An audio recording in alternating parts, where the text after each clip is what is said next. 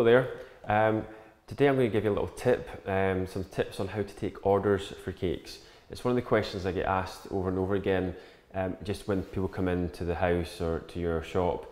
What's the best way to go around getting the best order for the customer and making sure you get the most money from the customer. One of the things that we do for someone's to come in and say they're looking for a house, for instance, a house cake, you've got to think there's quite a lot of different variations of house that you could do as a cake, and you don't know what the budget of the customer, and a lot of people don't like to ask what's the budget because they just think you're going to take them to the top. So what I tend to do is, first of all, find out what the portions for the cake are. So say a 40 portion cake, and then you've got three options in my head. You could do a flat version 2D of the front of the house, so just a flat cake, the windows and the doors and the roof, so just a very flat. Then the third option, and I would call that a standard cake, and then your second option would be doing a 3D house, but mainly just working on the front of the cake. So for instance, the option one you could say was £50. Option two, then you're going up to maybe £100 cake just with the front of the house, and then option three could be what we could call your boutique or your couture range. Probably couture is a better word. Couture range, and that would be the whole house finished, front path, grass, ivy growing up the side. So you're trying to paint a picture. All three options are good, but you really want to sort of push the last one, the couture one, because that's when we can charge a lot more money, and that's the one you would say would be maybe £300.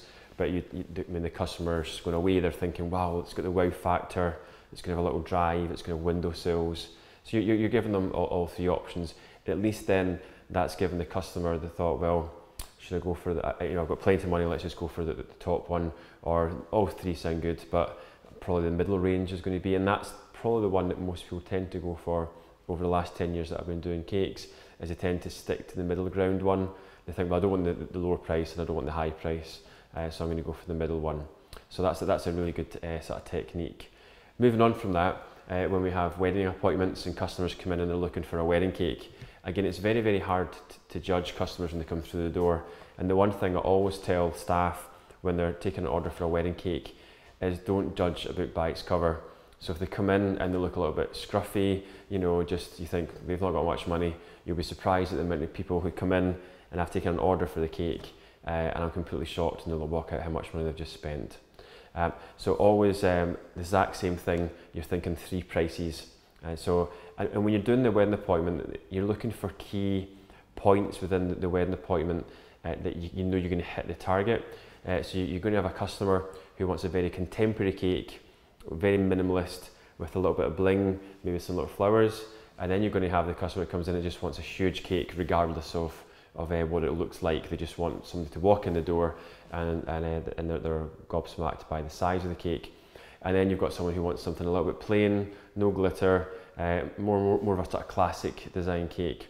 So you're fishing for these little bits, but once you grab it, for instance, if someone's looking for a sort of sparkly cake, or they're looking more contemporary, you can use keywords like Swarovski crystal. So you can say, well, maybe we could have a mirror with the cake satin with Swarovski crystal scattered around it, and then your cake on top. And that's just sort of leading them in. So it's like sort of fishing for the little keywords that you can use, which then means you can sort of charge that little bit extra price, because that's exactly what they want for the whole of the wedding, and you've just hit the nail on the head by talking about mirrors or candles or crystals on the cake for that. So then you can go away and sort of price. Now, when you're doing wedding cakes, the best thing to do is get as much information as possible and try and draw a sketch. If someone brings a picture in of another cake designer's cake, it's never good to copy that design. So you always want to say, well, that's really nice, however, let's look about doing it this way, and then doing a little sketch. You don't have to be a Picasso, just a little sketch, and it gives them the visualization of what the cake's going to look like. And that little sketch almost cements the cake, and it's very hard for them to leave the shop once they can see their dream cake on paper. So I always recommend drawing the picture, and then while you're away pricing up the cake, leave them with some cake samples, so you can have a wee taste, and then you can cut the price.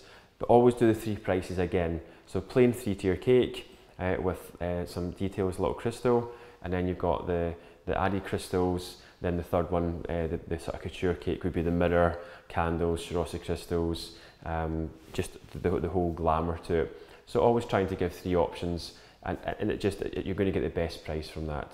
Okay, so I just thought I'd give you a little insight on how to get the best deal from the customer and for you.